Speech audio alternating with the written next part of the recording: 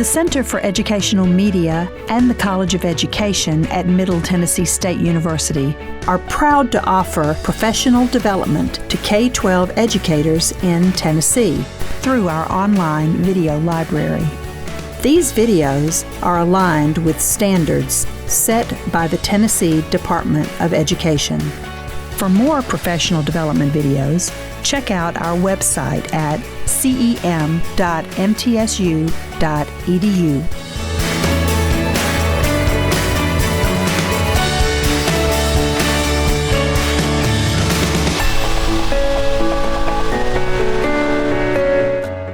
Welcome to the Center for Educational Media in the College of Education at MTSU. My name is Dr. Laura Clark, and I'm Director of the Center for Educational Media. And we especially welcome you today for our AI in K12 collaborative, the newest collaborative in the PK12 collaborative. As you may know, we have several different specialized professional development programs in the PK12 collaborative, including the ELL collaborative, the School Counselors Collaborative, the SPED Collaborative, and now the AI in K12 Collaborative. We are so happy today to welcome Mr. Lance Key, who is the Instructional Technology Coordinator in Putnam County Schools.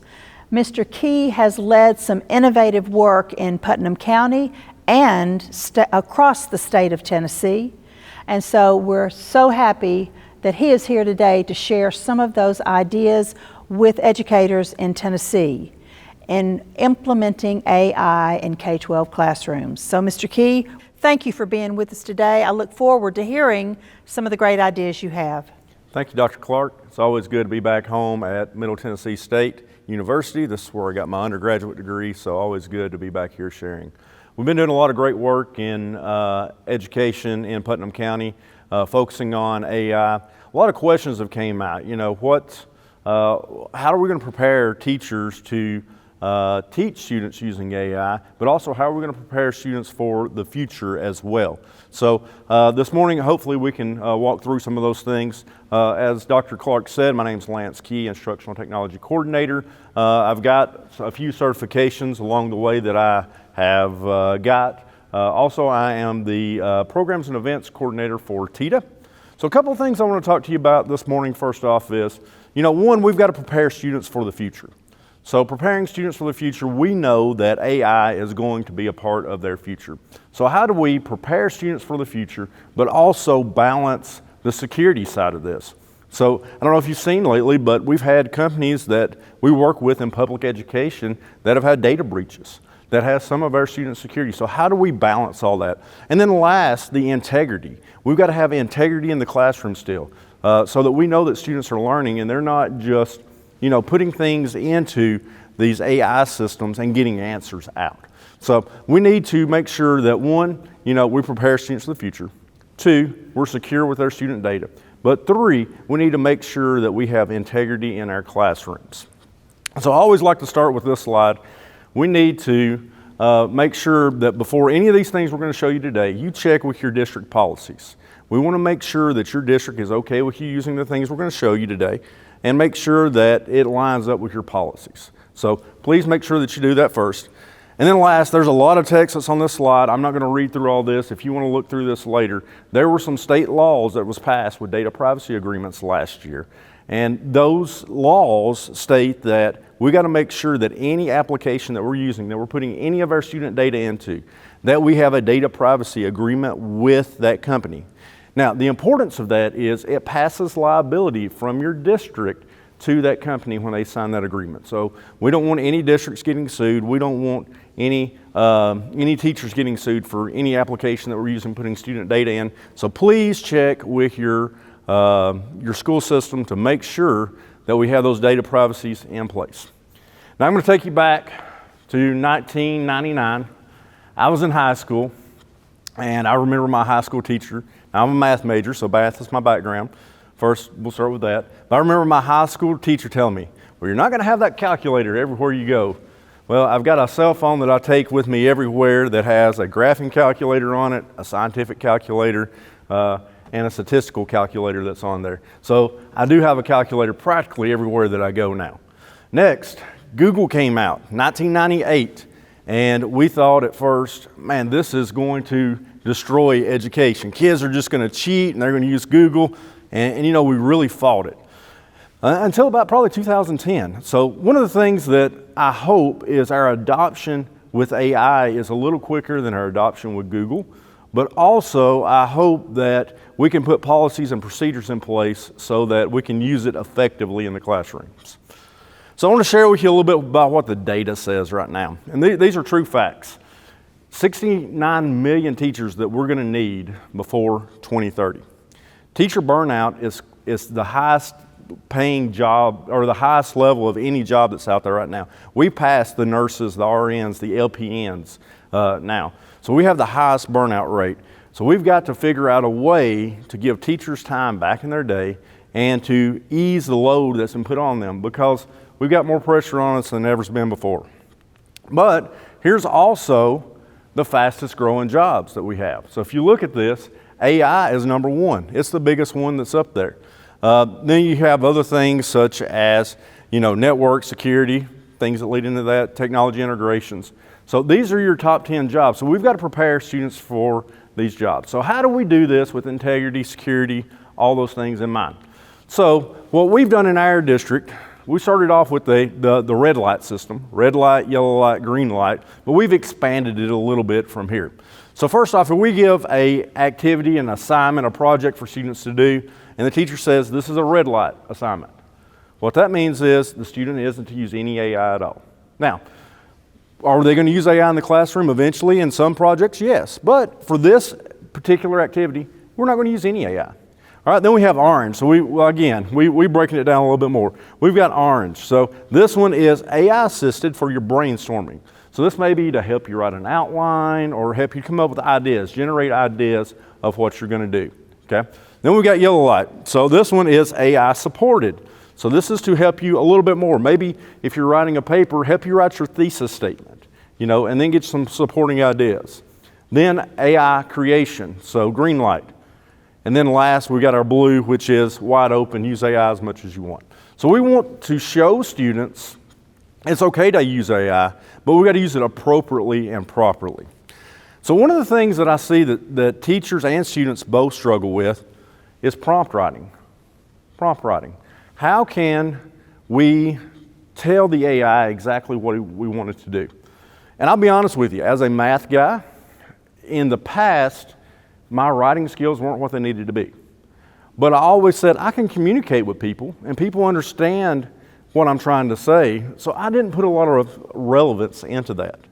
But now that I'm having to talk to AI, I see that writing skills are more important than ever, because I've got to be able to tell this machine, this computer, exactly what I want it to do.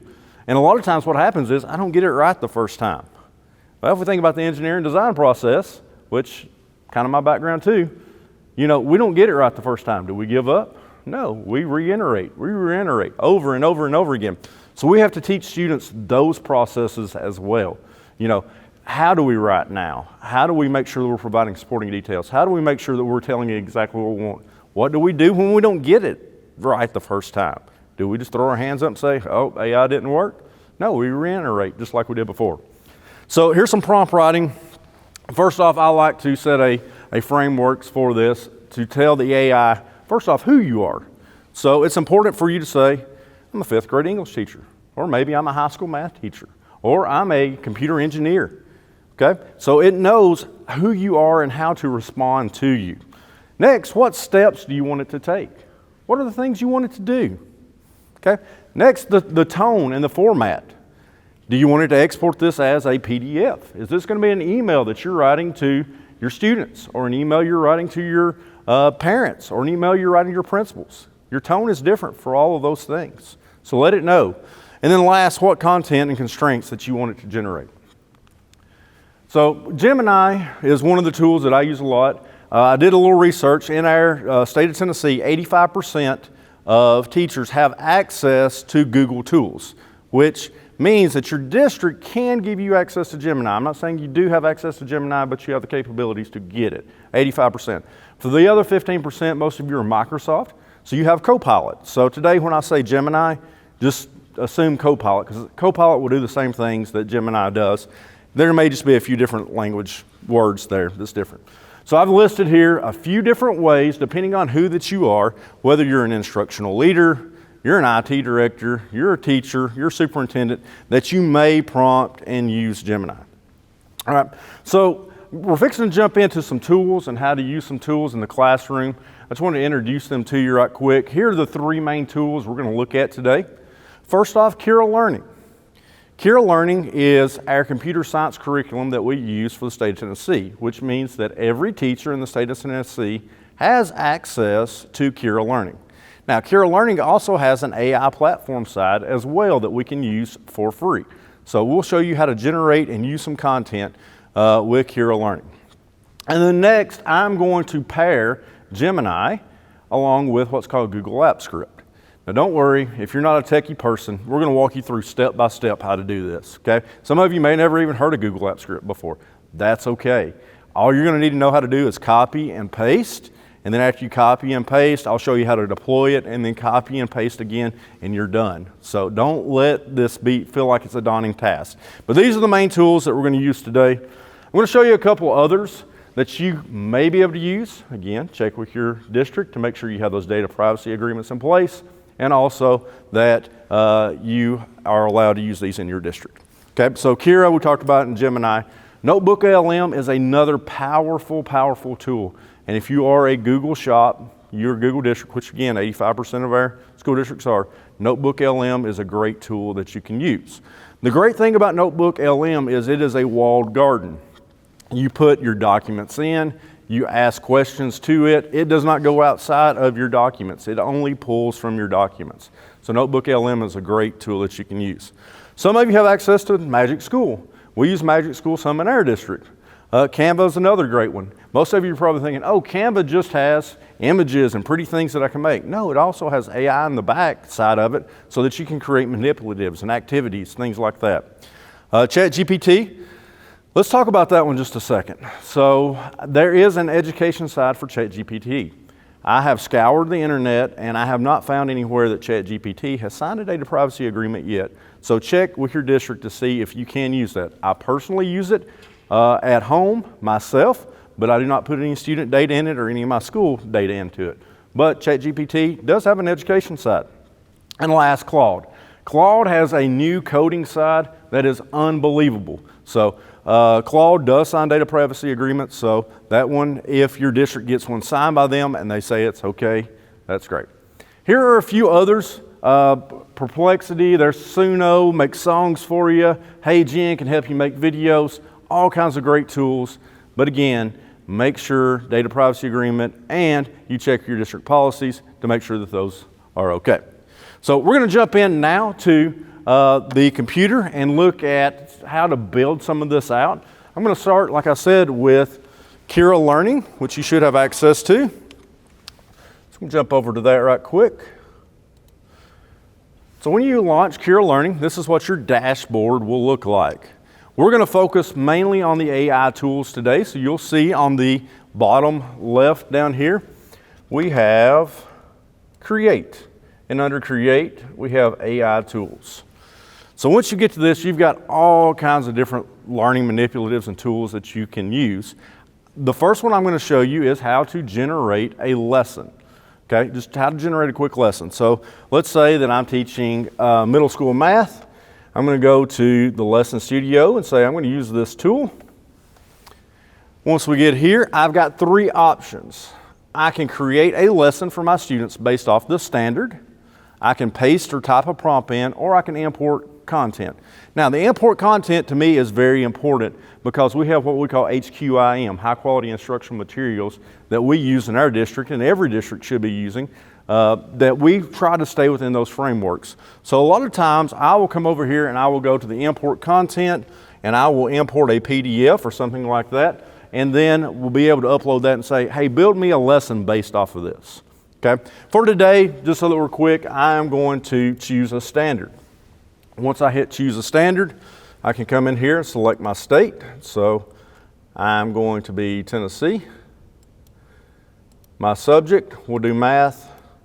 I'll do 6th grade.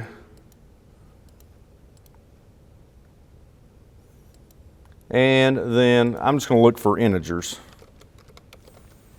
All right, so there's my lesson.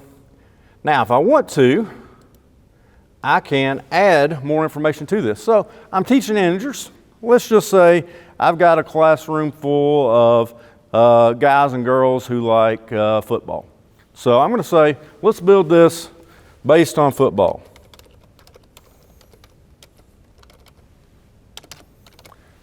And then I'll hit generate outline right here. So first off, what it's going to do is it's going to build me my lesson plan. Okay, so it's going to give me my learning targets. It's going to give me the flow to how my lesson is going to work. Now, our veteran teachers have been teaching for a while. You're probably going to say, I don't need a lesson plan. I've been teaching for a while. That's okay. It's something you can just print out, and if you need to, give to an administrator, say this is what we're doing today. Or if you've got a teacher you're mentoring, it may be like, hey, here's a good starting point for you.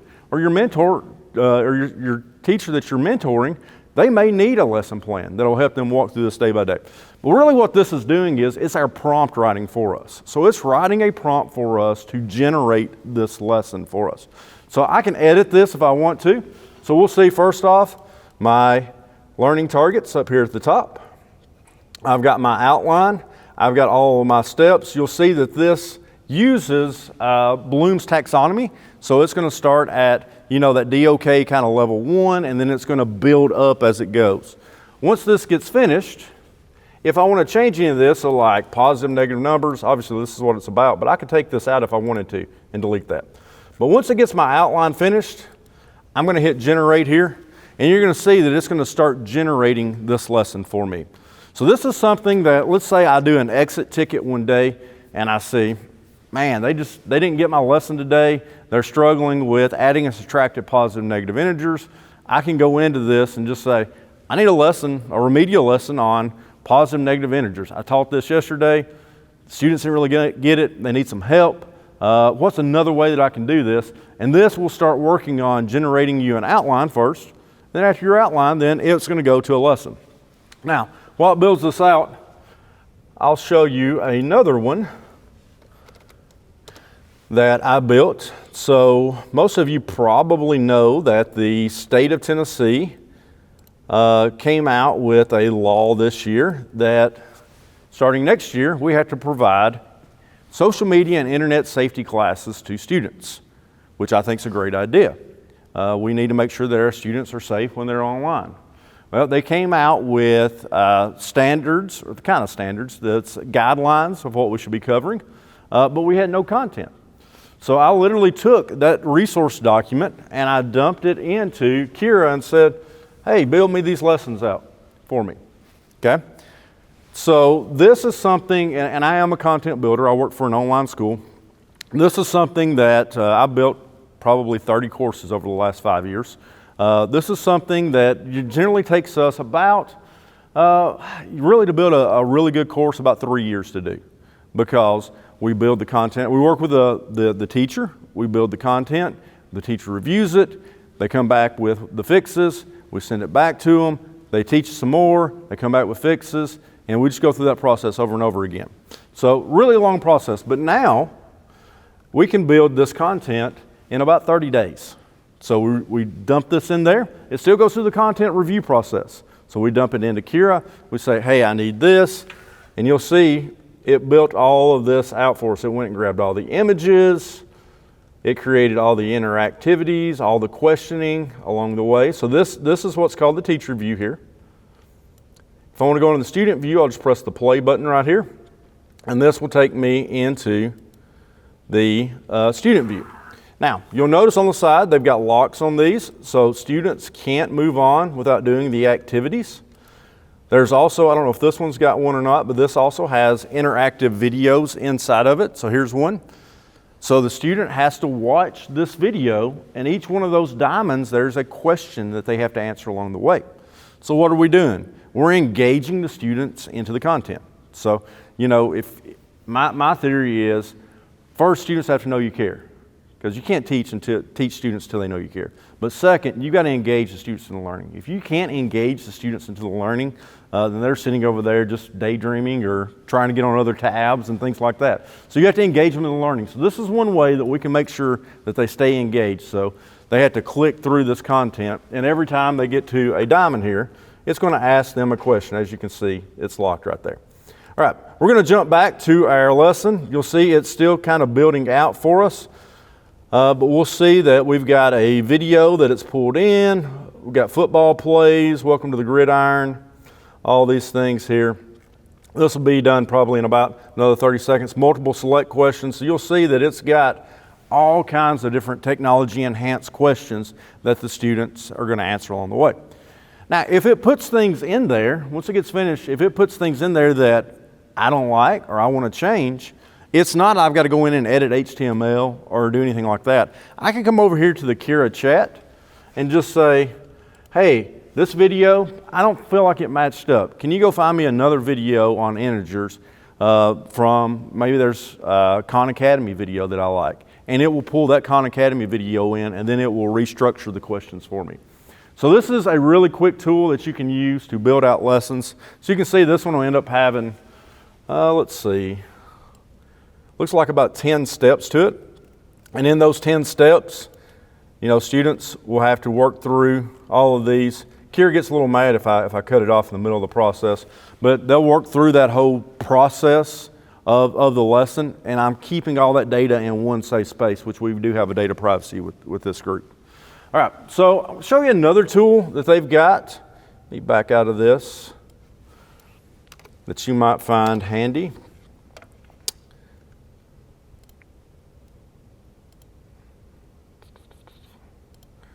In their AI tools here, and that is their rubric generator, which you can upload your own rubrics. So if you've got papers that you're needing to write feedback for, you can write or have it do all that. They have AI detection tools. So if you want to put papers into this and have it do all that for you, it can. But there's one in here that will write your reference letters. So I'm always getting students asking me to write them reference letters for colleges and things like that. This is just a tool you can put their information into, and then it will create all that for you real quick. But assessments is something that's really new that's been helpful for me. When I'm writing assessments for teachers, I generally don't have problems writing assessments for the right answer. But it's coming up with all the wrong answers that I want to use with that. So what you can do with this is you can come in, select your subject, you can give it a prompt here and tell it, here we go, create me a 20 question multiple choice quiz on cause and effect of the American Civil War for 7th grade as a midterm. And generate that, and it will generate you a assessment that your students can take today. Okay, so we can really start aligning this stuff to standards and working through this real quick. So anyways, our lesson here, it's done. We can look through the lesson that it built for us. So here's our key vocabularies, here's our number lines, working with number lines, all the great things that would be in a really good lesson. So again, starting with the base levels of Bloom's taxonomy and taking it up to the higher levels of Bloom.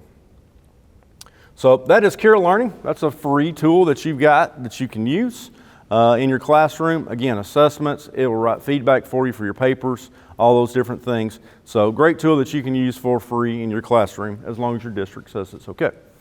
All right, now we're going to jump over to Gemini right quick. So Gemini, when you open it up, it's going to look like this black screen that you can just ask questions to. And I've got where I started off with Gemini at first where I was just asking it questions. You know, things that I probably could Google, but I felt like Gemini would give me better answers, and then I could keep asking it questions. And if you notice in Google now, it has AI mode, so it's kind of got Gemini built into that. All right, so in Gemini, there is in the left side a new chat. I do suggest using this quite regularly because when you start a chat, it kind of works with inside the things you've got in there. So sometimes I'll get too much going and it starts referring back to something else. And it's like, I need a clean slate. I need to sanitize all this. new chat, and then that kind of sanitizes things out. Now, underneath this, we have gems. So gems are things that if you do things over and over again, and I'll show you a couple of gems that I created today, that gems will allow you to automate processes, and you can dump things in. So if you're going to make a bunch of quizzes that you want to go to Google Forms, you may want to create a gem that you do all that with. That way you just dump in what you want every time inside that gem, and then it will create that for you every time. You don't have to write as elaborate as a prompt for that.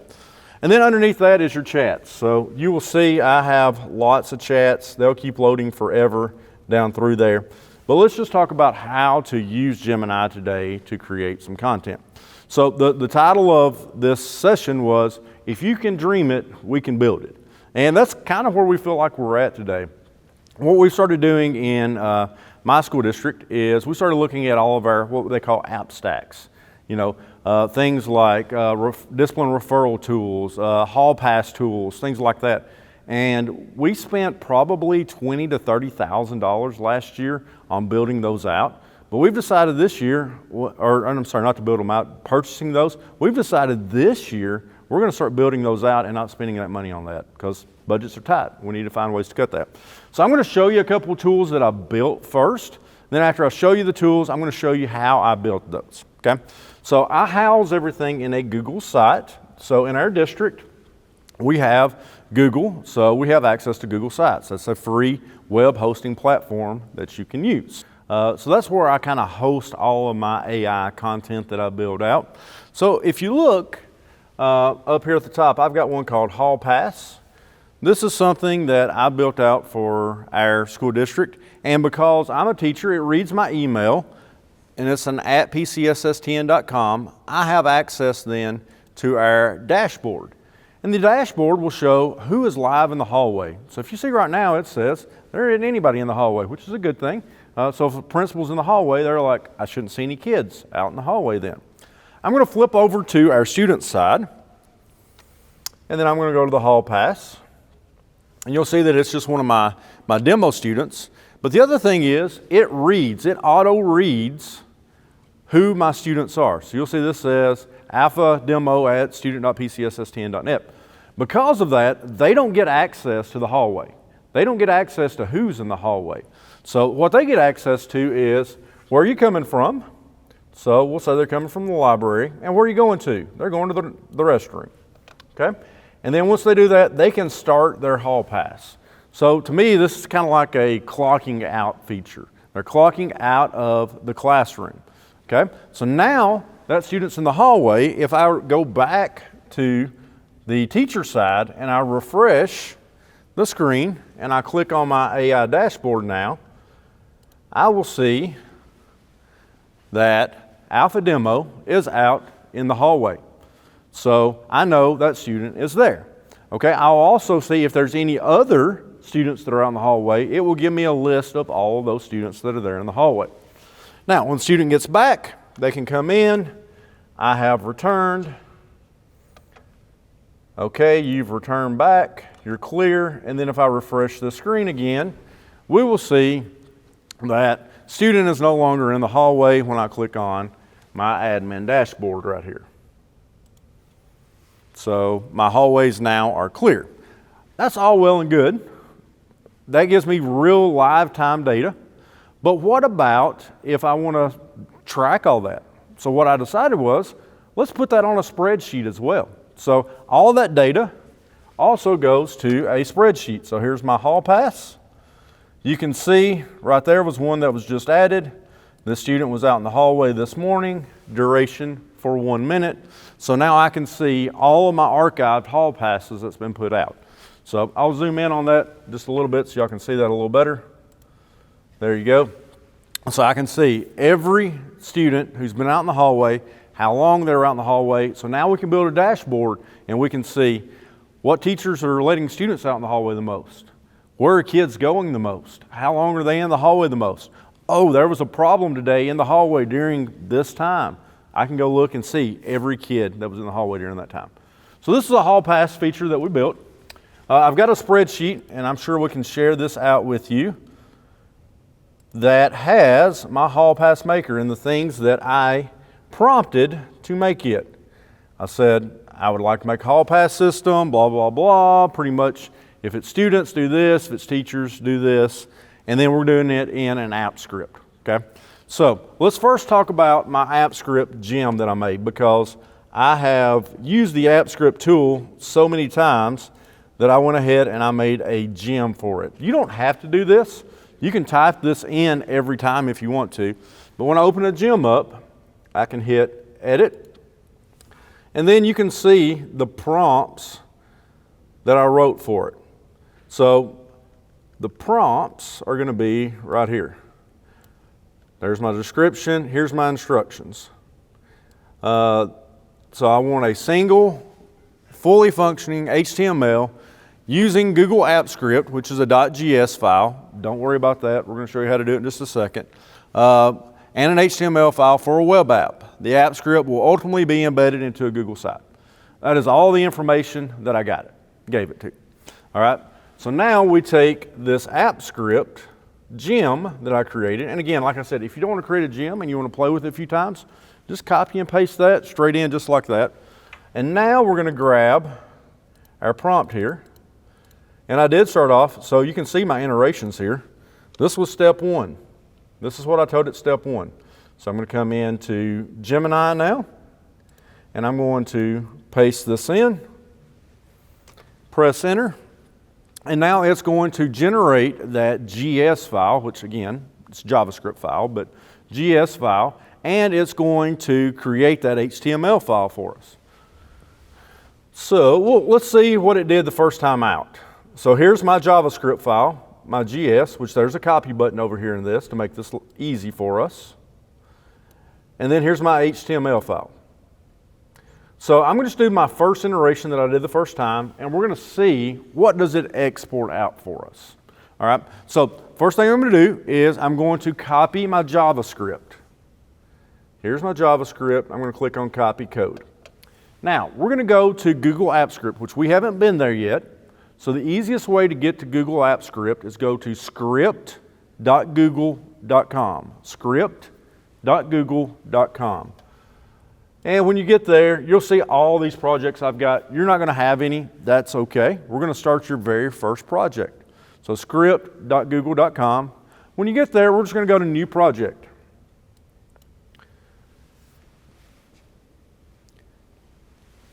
Now the first thing is you have a code.gs that's right here. I know this is sounding really techy all of a sudden. It's not, I promise you.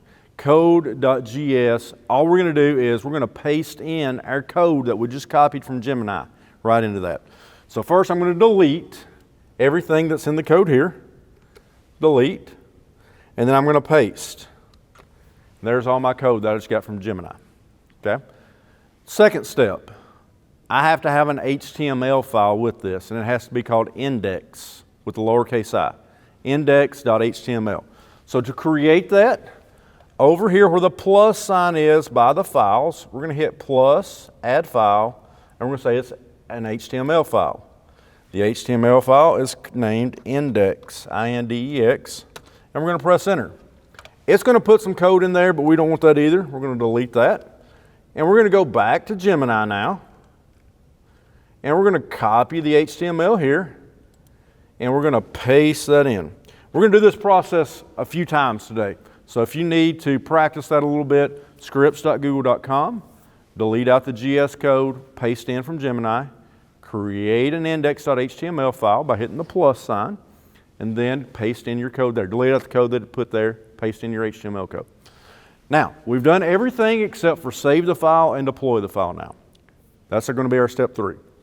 Step 3, to save the file, you will see a little old school floppy icon here with the Google Drive symbol on it. We're going to click that. You'll see that it says saving. It's now been saved to Drive. And now we're going to deploy this. Again, it sounds complicated. It's not. Just follow these steps. So we're going to hit deploy. And then I'm going to do a new deployment. Deploy, new deployment. So when this comes up, we're going to hit the gear icon by select type, and this is a web application, because remember, we're creating a web application here. So we're going to create a web application, description, we'll call it whatever you want to call it. I'm going to call this Hall Pass V2. So version number 2, okay? So Hall Pass version 2. Leave this alone, just leave it as executed as me. Who has access? For right now, we're just going to put it as anyone. If you need to lock it down, you've got options here of how you can lock it down. So anyone right now, and then I'm going to hit deploy. After you hit deploy, you'll have to give it access the first time. So just follow through the prompts of this. And then it's going to pop up a URL for you. All you need is this URL. If you click on this URL, it'll actually launch for you right there. So I'm going to hit copy just because I want to keep that screen up. And then I'm going to paste that into my web browser. All right, now, it did not find my executable file. So I probably typed in index wrong or something like that. But I want to check with Gemini. All right, Gemini, you did something, it didn't work right. So all I did was copy the error. I'm going to come back to Gemini, and I'm going to hit paste right here, and then press enter. And then Gemini is going to give me, this error happens because AppScript is looking for a file called index.html. Well, look, it's got a capital I right there on it. So if I go back to my AppScript and I look, again, like I said, iterations, I've got a lowercase I. So I'm going to rename that. I'm going to go capital I, and now we're going to, it's saved to drive, so we're good. I'm going to deploy it again, new deployment. We'll give it a name, Hall Pass V2. I'll hit deploy. I won't have to go through all those checks again that I had to go through last time. Now let's copy this again, and let's see if it fixes it for us this time. There we go. Now, it looks different than mine did the last time, because remember, this is, an AI that is generating things, so it's not going to look the same every time. If I've got a template of what I would like for it to look like, it would be great to upload a template. But we, in 5 to 7 minutes here, we walk through how to create a hall pass system that can save your school thousands of dollars that you could use in there. Now, that was iteration 1. So you'll notice on iteration 1, the student pass, they have to type in a name. They have to tell where they're coming from, tell where they're going. So when I got this first iteration, it was very similar to this. I'm like, I want to narrow this down a little bit, because you know how kids type sometimes, BRB, or bathroom or restroom or I guess water closet. You get all these different things, it's hard to track. So iteration 2 that I did, I was like, all right, I want a drop-down menu, and I want to list all the classrooms in there. I want to list all the places they could go in there. And of course, we customize this per school. And then they have a drop-down menu so they can do that, so we can measure it. Also, let me grab this link right here, because something else that I see. I'm going to go to the student side now. I'm going to paste this in on the student side. And if you look, student side has access to the hallway dashboard. We don't want that. So I had to go in also into my next iteration and be like, if it is at pcsstn.com, they can access the hallway. If it is at student, they cannot access the hallway dashboard. So iteration 1, we've got a hall pass. It works, but it's not locked down as much as we probably want it to be. So then we would start with iteration 2, iteration 3, things like that. All right, so let's jump to the next thing. I'm going to stay on the student side just for a second, and I am going to go to this Jeopardy Civics. So in the state of Tennessee, everybody has to pass the civics test to graduate. So I created a little Jeopardy game for our students so that they can go in and they can practice, and it keeps up with how much money they made and the scores and all that. So they'll come in here and they can select a category. So let's just say their rights for 100 Alex. We'll click on that. What is one responsibility that is only for U.S. citizens? I'm just going to guess vote. Oh, incorrect. Serve on a jury. Okay, so now I've got negative $100. And notice it took that away. I can go to the next question. And let's go to history for 100 Alex. What territory did the U.S. buy from France in 1803? Anybody in the crowd? Anybody? The what? Louisiana Purchase. All right, so Louisiana. Oh, I misspelled that. Purchase. I've still misspelled it. Let's use the little right clicker thingy there. Louisiana Purchase. Let's see if we get it right. Correct. Hey, we got it right. So we'll be back to 0 now. But this is a game that you can create for your students so they can go in and they can practice on. Okay. Now, that was great for my first generation, but me as the teacher, they're out there practicing, and I'm like, well, how are they doing that? Well, I don't know. I don't have any data coming back to me. They're just out there practicing. So what I did was, on the teacher side, I went ahead and I backed it up with another spreadsheet. So let's see. And I don't have that spreadsheet pulled up, but I've got one that's very similar here, so that we'll show you the vocabulary practice in just a second. Just as students work through the vocabulary practice that we have here, that it keeps up with that data. So we'll show you a couple ways to do that in just a second, but let me show you the vocabulary practice before we do that one.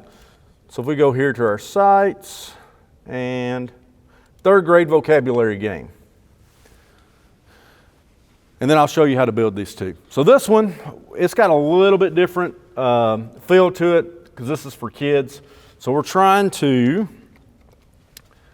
have them practice their vocabulary. So this one says, sleep slightly or for a short period. That sounds like a nap to me, but I don't think nap's one of the words, but snooze is, okay? So we can come in, let's type in the word snooze. And hey, they got it right. And you notice I added a green check and a confetti explosion when they did that, okay? And there may even be a sound. I don't remember if I put a sound on this one or not. May even be a sound for that. Ceremonial dinner. If I'm looking over here to the left, oh, let's see. That could be, not seeing, a feast maybe. Let's try a feast. Oh, I misspelled it. Press enter. Hey, got it right. So as the kids work through this, you will see it keeps up with their status bar, how they're doing, all those things. Now, in the past, we would have to depend upon a vendor to be able to do this for us. If they didn't have it built into their website, we really didn't have the options to be able to do that, to be able to gamify our lessons. But now we've got the options that we can go in and we can gamify our lessons. So again, I'm going to use the same gem that I created. And actually this time let's not. I'm going to take the prompt out of this so you can see how to do it yourself. I'm going to take the prompt out of this just by copying this. And in my Gemini chat, that's going to be the first thing that I put in there. Single, full HTML, GS, all those things. Again, you'll figure out your workflow on all that. But if you want to take mine and just use it just as is, you're welcome to do that. All right, so the second thing that I'm going to do is I have in my Google Drive, I have a worksheet. Let's see if we can find that worksheet right quick.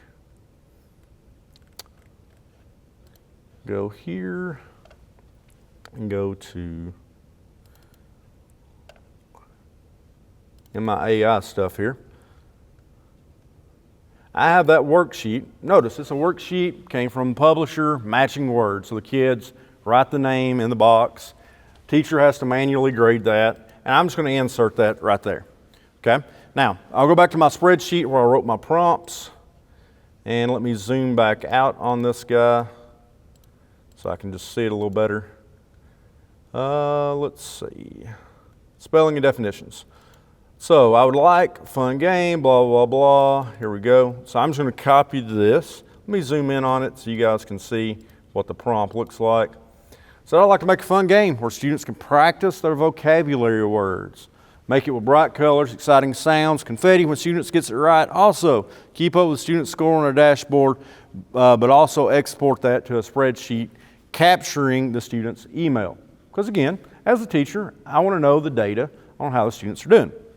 So I'm going to take that exact same prompt, that first part, again, and these are iterations. So iteration 1, 2, 3, 4, 5. So I did 5 iterations to get this exactly the way that I want it. So if it's not exactly like you want it the first time, try again.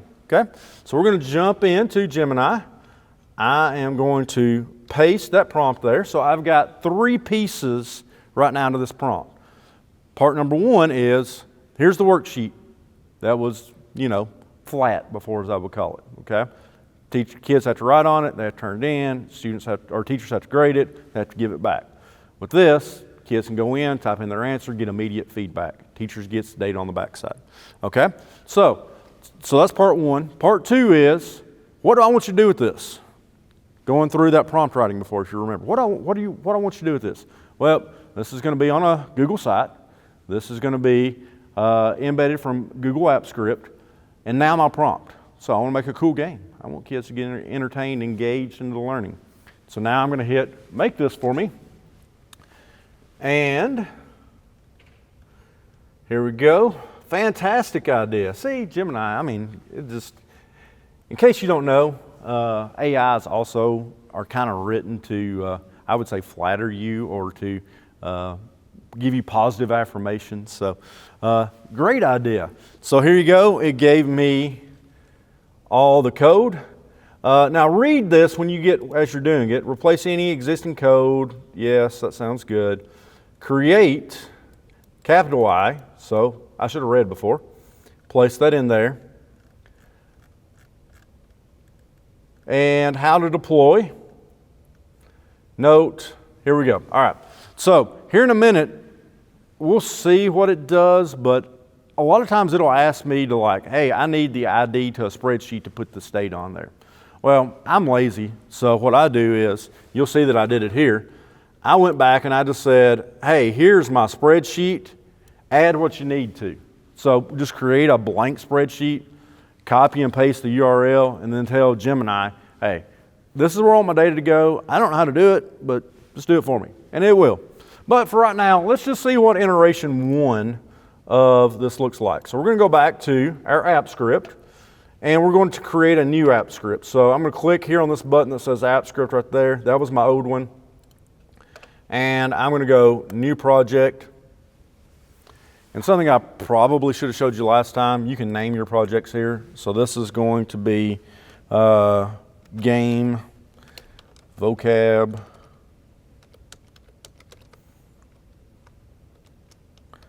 that'll be good enough for now. And I'll hit rename. That way, actually, when it saves the file, it's something. So here's our code.js again. We're just going to delete that out. And I'm going to go back to Gemini. And I'm going to scroll up. This is my HTML file, so this isn't the one I want yet. I'm going to scroll back up. Here's my JavaScript file, so I'm going to copy that one. And I'm going to come over here, and I'm going to paste it. So that was step 1. Step 2, now I've got to have the HTML file. So I'm going to come over here and hit the plus sign, and I'm going to hit HTML. Now this time I'm not going to make the mistake, capital I, index, press enter. So you'll see it says index.html.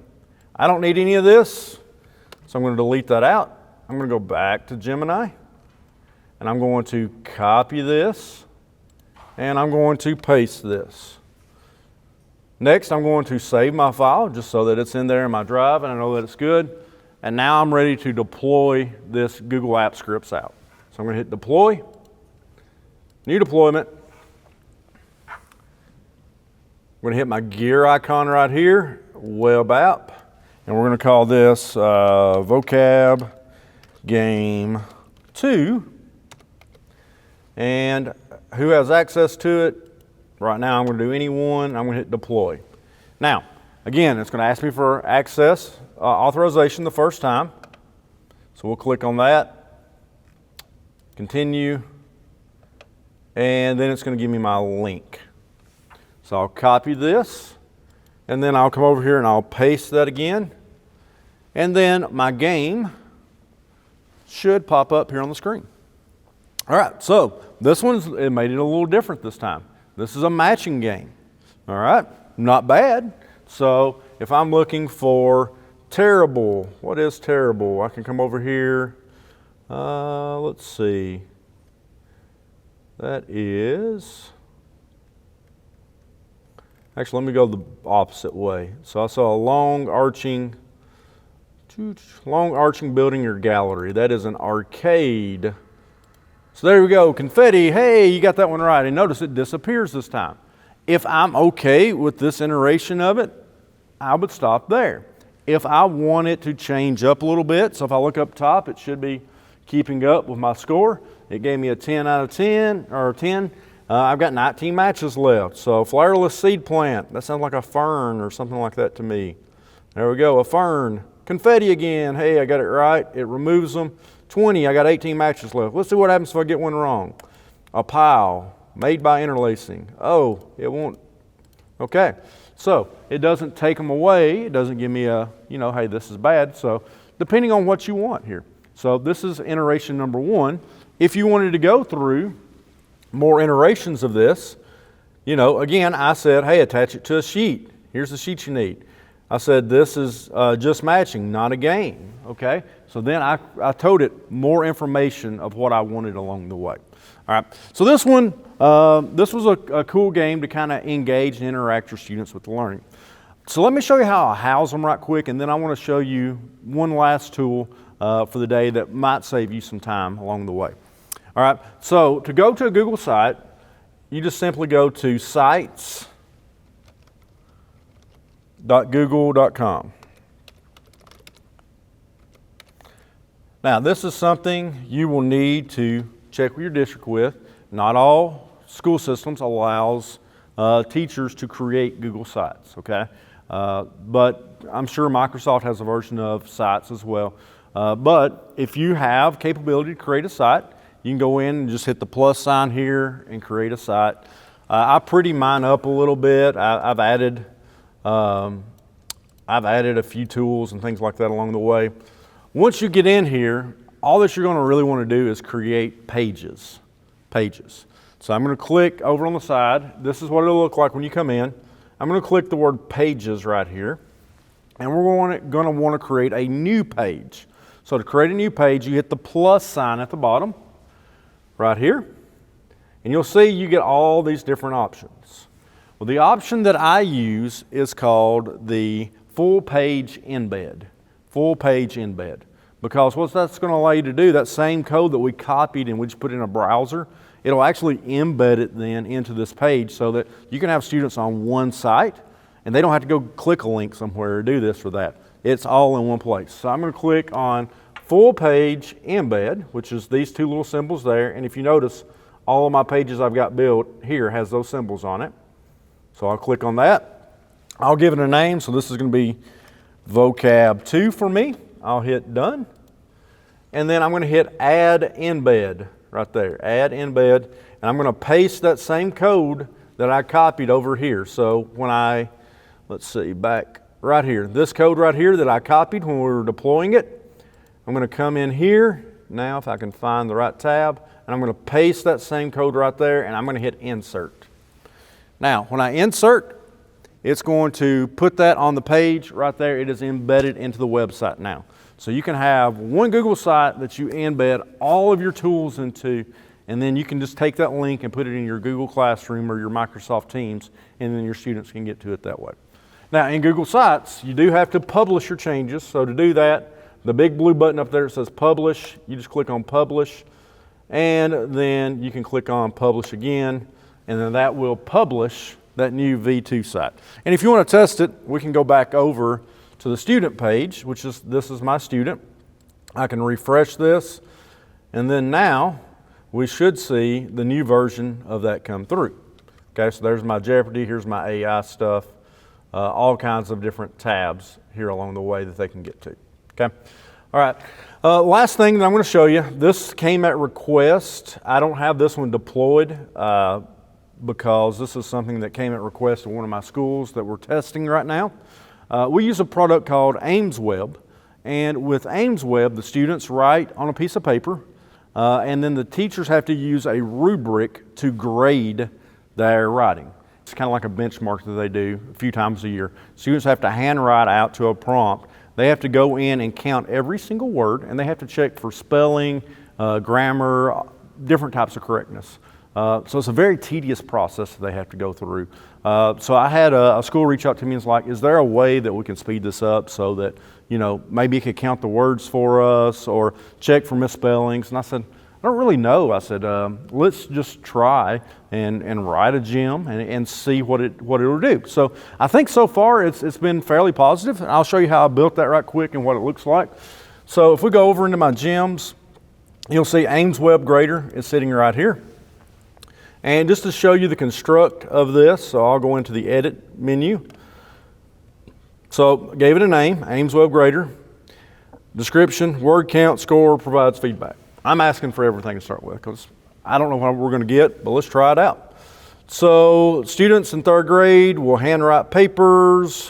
Teachers will take pictures of the papers and upload it. And then I took the Ames Web documentation, the PDF right there, of the rubric and how they score it, and I put it in there and I said, let's just give it a shot. Let's see what happens. Let's go and let's grab the link or the image and let's try to bring that in there and let's just see what happens. So this is just a sample that I grabbed off the internet. So we're going to go here. We're going to upload a file. I've got on my desktop an image file. We're going to open this up. This is student writing. You can kind of see. It's even got a picture and things like that drawn in there too. So I'm interested to see what happens. We're going to hit submit here. And then it's going to go through the process of looking at this paper. It's going to go through and count. So we'll see, total words written, 172 words. Okay. Words spelled correctly, 156. Correct written sequences, 148. And then it gives me a detailed analysis of this student's writing. It tells me, hey, these are the things you might want to work on, all that. And then I've got the option here to export this to a Google Sheet as well. So again, you saw how quick that went through, and it, at least, if nothing else, counted the words. And it says it counted the misspelling words. We're in the process right now of testing this with our students' writing. And one thing that I will say is Gemini is a part of Google's core services, so we can put student data into this. It's not training off any of that data. So we've got a data privacy agreement with them, so that is okay. So we're in the process of testing that right now. I'm not saying that this one is ready to go live, but literally all that we did, we came in and we said, hey, this is the prompt that I just pasted in that you saw. Here's the PDF right here of the documentation so that it knows how to score it. And then we took pictures and we uploaded. That's all that we did. So you can do this with your writing process too. I know my wife is an English teacher, and she says that when she grades essays, things like that, the first 3 or 4 that she grades, she gives great feedback on. But after that, she starts getting burned out. And so she just starts circling things and then trying to give, as good a feedback as she can. But again, burnout's a real thing. So if we can find a few things that will give you time back in your day, that'd be great. Last one I'm going to show you, and this is just kind of a scoreboard, a game that you can do with your kids. We used a couple of tools in the past for positive school-wide behavior, where kids got scores for doing positive things. And so what I did over here to the right is you'll see I've got a scoreboard-like looking image here. All right, and this is actually, you'll also see a picture of the Weston Games book here. My wife is going to do a game with her kids on the Weston Games, where they play a game and then they add points, they make money along the way as they go through that. So to show you what it looks like before we build it, we'll click right here on the Weston Games. Let me go to this one. We'll click on the Weston Games. And she has got her different team names that are up in here. So she had 20 different team names. And as they did things appropriately, they did it right, or they scored something, she would come in and she would select their name. So Team Footloose, let's just say that they got $2,000 for answering all the questions right, or something like that. Then it's a ledger, it updates our ledger, and you'll notice it puts them in order then. So this is just a quick little game that you can do. You could have your students that are in here, and maybe you're every week you're keeping up with their positive behavior and you're wanting to give them some points. You could even build out like a little RPG with this if you wanted to. So you've seen the process already, but just to show you the prompt that we wrote for this was, hey, Weston Games is the title of it. I need to create an exciting dashboard with 20 different teams, monies, blah, blah, blah. Here's the list of my teams. Here's the names. Make the dashboard exciting, maybe something like the money house in the logo. So that's why I gave it that right there. So I put that into my prompt, and I told it, again, this is going to be using Google App Script. We're going to embed it on a Google site. It gave me the GS file. It gave me the HTML file. I simply just did a copy and paste, put it in there, and then embedded it on the site. So my name is Lance Key, Instructional Technology Coordinator with Putnam County School System. I hope that a couple of these AI tools that you saw today will be helpful for you. My contact information is on the screen, so feel free to contact me with any questions, or if you've got any projects or dreams that we can help you build along the process. Mr. Key, what a great presentation. This was full of ideas that educators can take right back and begin to implement. So thank you for all these ideas, and thank you for the work you're doing both in Putnam County and in the state of Tennessee. So with this, we will wrap up the AI in K12 here in Center for Educational Media, College of Education at MTSU. We hope you enjoyed this session produced by the Center for Educational Media. We're so excited to invite you to participate in CEM Online, our learning management system for virtual professional development. At CEM Online, you can complete video courses and download professional development certificates. To access CEM Online, go to cem.mtsu.edu.